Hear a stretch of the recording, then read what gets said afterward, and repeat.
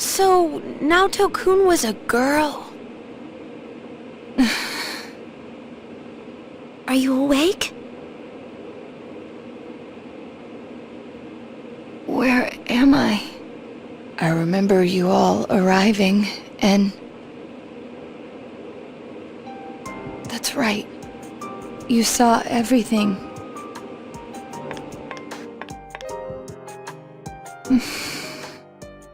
I lost both my parents in an accident. I was still young, so my grandfather took me in. I was inept at making friends, so I spent my time reading detective novels in my grandfather's study. When I grow up, I'm gonna be an awesome hard-boiled detective. My parents were proud of their job. I had no qualms about following in their footsteps. An inherited occupation can feel stifling to many, but I welcomed it. I yearned for the day I could be a detective myself. Perhaps I inherited that desire from them as well. I was always alone. Seeing that, my grandfather must have believed it was his duty to help me realize my dream. I secretly aided my grandfather with his clients, and before I knew it, people started calling me Junior Detective. At first I was delighted, but not everything went so smoothly. What was that you said about you're only a child? Not everyone welcomes my collaboration when it comes to solving cases. My status as a child was sufficient to offend many of those whom I worked with. Were that the only issue, then it would have resolved itself with time. But though I will one day change from a child to an adult, I will never change from a woman to a man. Do you not like being a girl? Is that why you always dressed like a boy? My sex doesn't fit my ideal image of a detective. Besides, the police department is a male-oriented society. If they had the slightest concrete reason to look down on me, no one would need me anymore. You don't know that. Hey, you must know already that what you yearn for isn't to become an adult or become a boy. You're absolutely right. I'm sorry. I kept ignoring you, pretending you didn't exist. But you are me. And I am you. You've always been inside me. What I should yearn for, no. What I must strive for isn't to become a man. It's to accept myself for who I really am.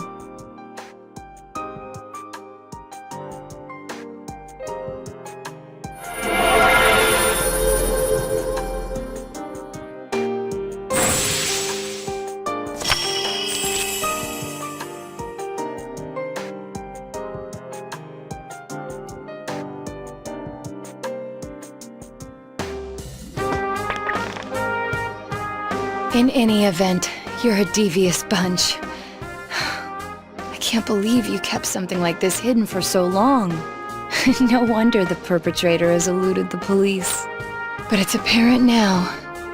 This case is far from over.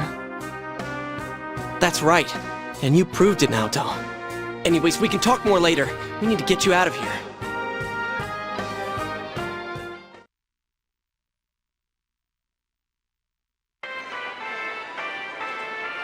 Hey! Hey! Sheesh, she really put her life on the line for this. But without her efforts, we'd never have realized that the culprit is still at large. You're too frickin' reckless, damn it. I never doubted that you'd all come for me. Although the reality turned out to be far beyond what I'd imagined. What a dumbass. You're no genius at all. We were tearing our hair out over you. So you did worry about her, Kanji? Oh. Shut up! Mind your own damn business. I'll take her home. I don't think she can go back by herself. It's all right. I can... No way, Missy! Don't think that doing everything on your own is the adult thing to do. Come on, let's go. Grab on.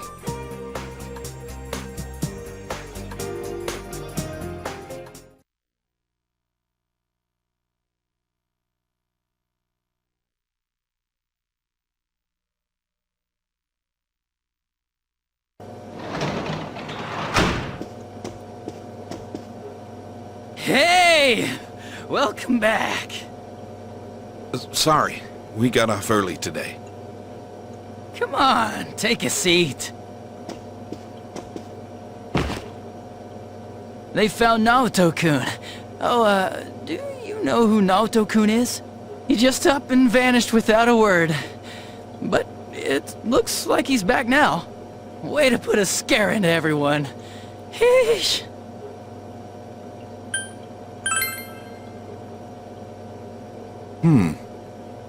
You don't seem surprised. You didn't already know he was found, did you?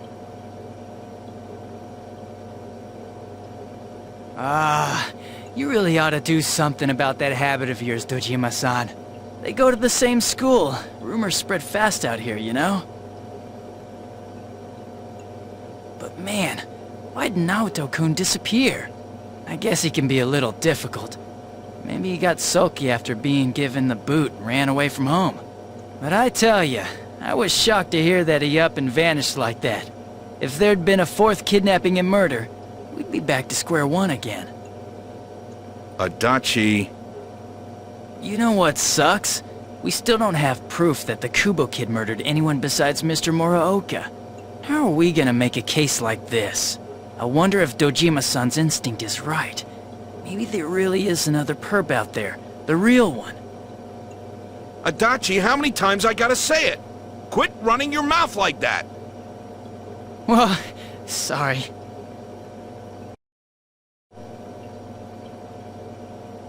All right, see here.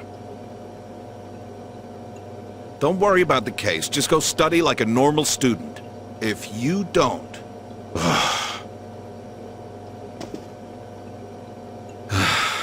I'm going to bed.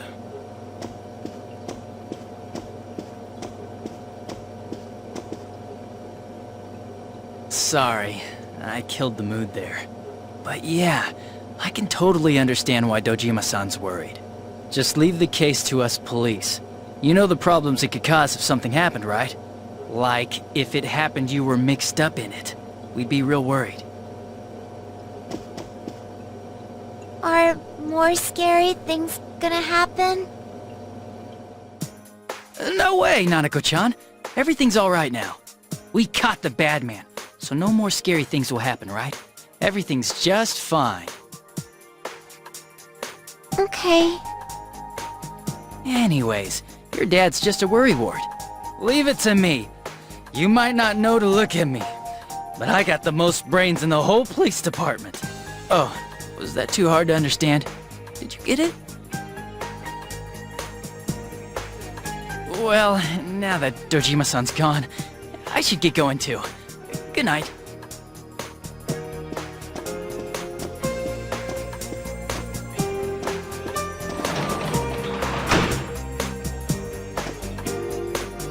What does got brains mean?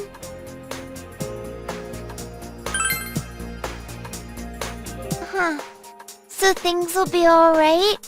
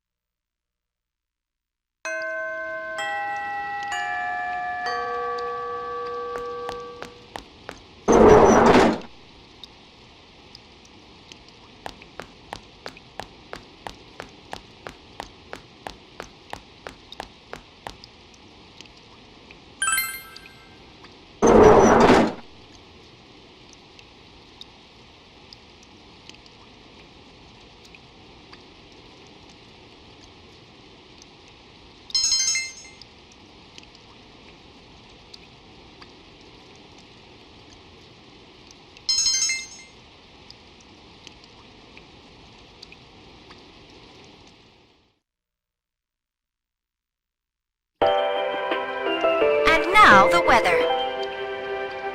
The week ended on a wet note as rain clouds moved into the area. As a result, a thick fog is expected to form in the Inaba region later tonight.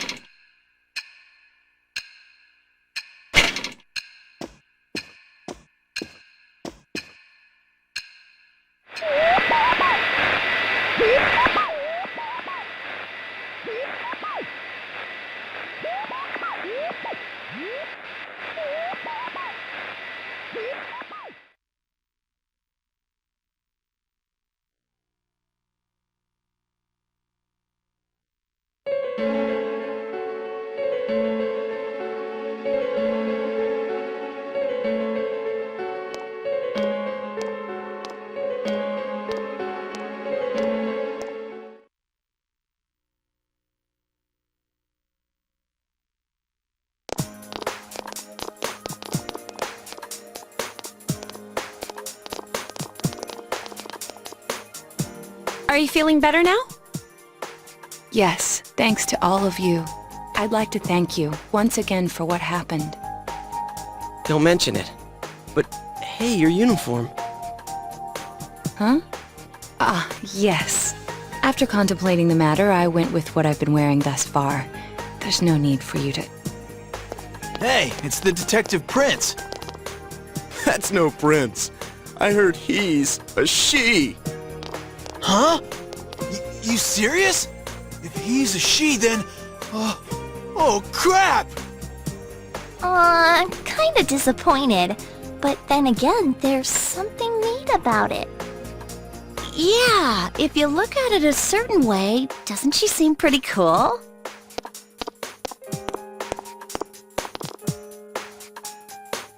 My, rumors spread so quickly.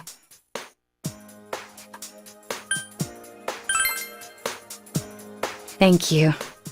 But it doesn't bother me at all. There's no need to worry on my behalf. So please, treat me as you did before. That aside, I'd like to discuss the case with you all. We're dealing with a kidnap and murder case perpetrated by someone lurking in this very town. And it isn't over yet. Let's go over the finer points after school.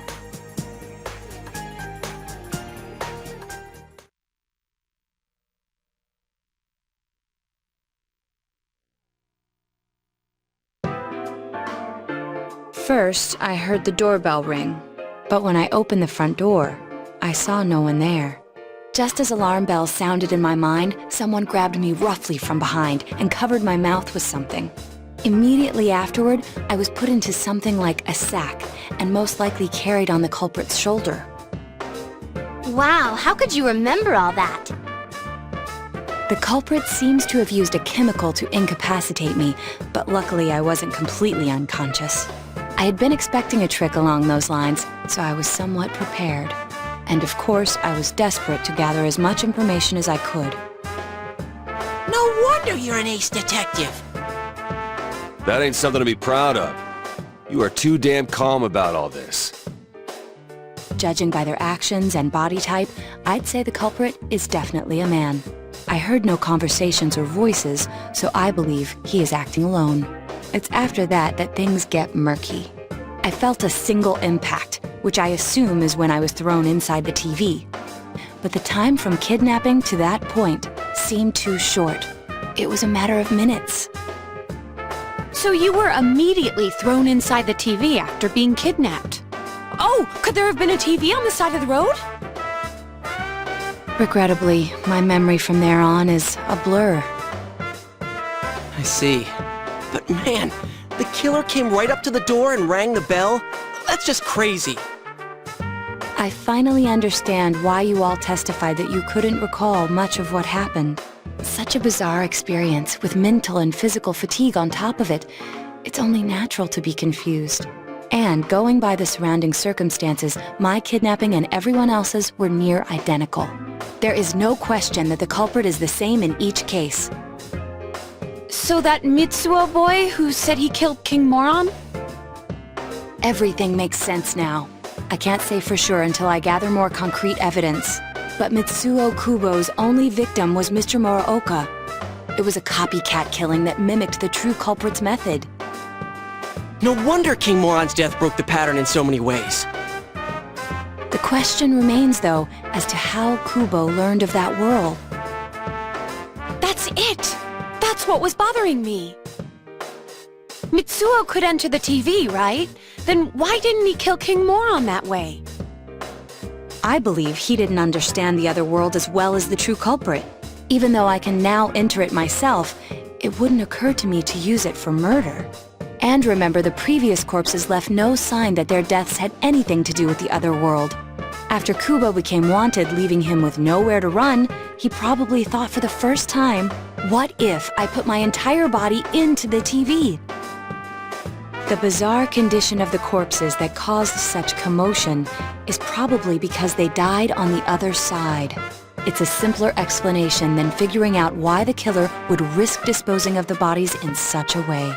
Which means their inexplicable condition of being hung on a foggy day wasn't due to the culprit making a statement.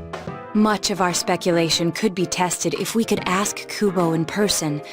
However, I've unfortunately been taken off the investigation, and I highly doubt that the police will believe any of this. They wouldn't admit that it wasn't Mitsuo in the first place. Once you've said something on TV, it's not easy to admit you were wrong. I believe the primary cause of my dismissal was because I raised that possibility to them. The police won't readily concede that they made false charges. All the more so if the accused is a juvenile. In fact, the overwhelming sentiment with the police force is to end this case with his arrest. Even if it's possible there's another killer? Those dickheads. I had a feeling that would be the case. Not that I trusted him in the first place. But, Naoto, if you were that calm when it happened to you, couldn't you have, I'm not saying you should have caught him, but isn't it kind of sad for an ace detective to go down that easily?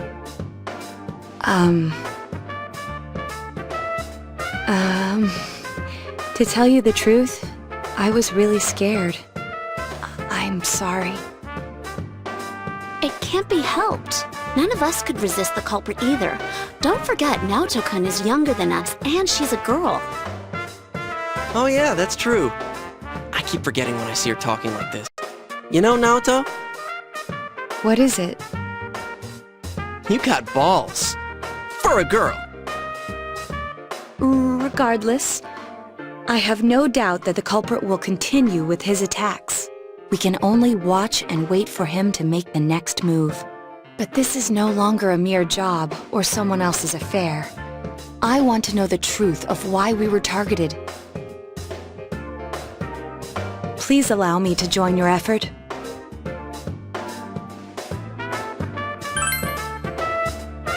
Thank you very much. I'll do my best, leader.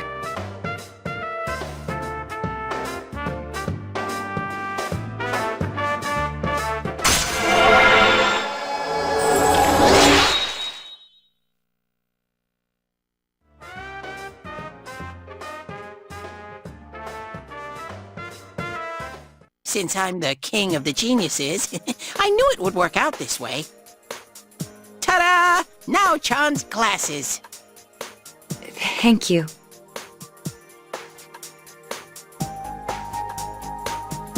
They told me about you, Teddy. I can sympathize with your drive to find yourself. If I may help in any way, let me know.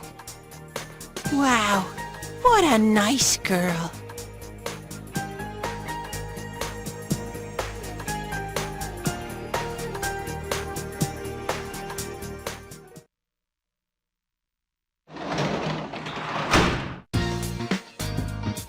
Welcome back.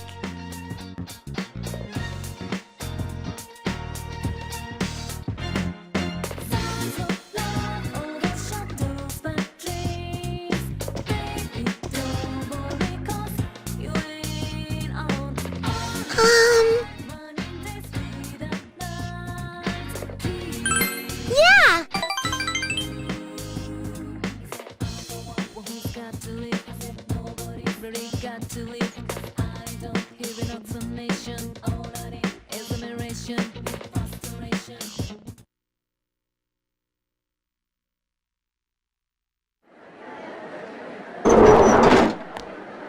Excuse me.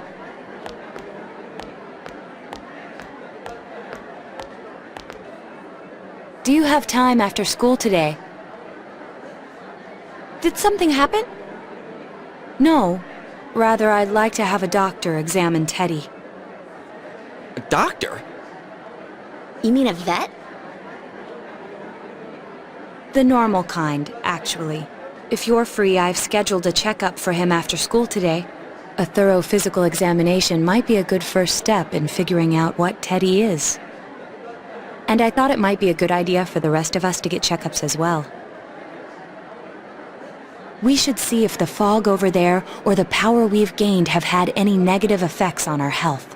Since you all have been active on the other side far longer than I have, you should definitely be examined. Negative effects? Don't drop scary stuff on us like it's nothing. But yeah, I never even thought about that. I've arranged to have Kanji-kun and Rise-san looked at as well. Wow, you're on the ball about all this. Are you sure you're not an adult? Her height's a big giveaway, though. Well, I'll see you all after school.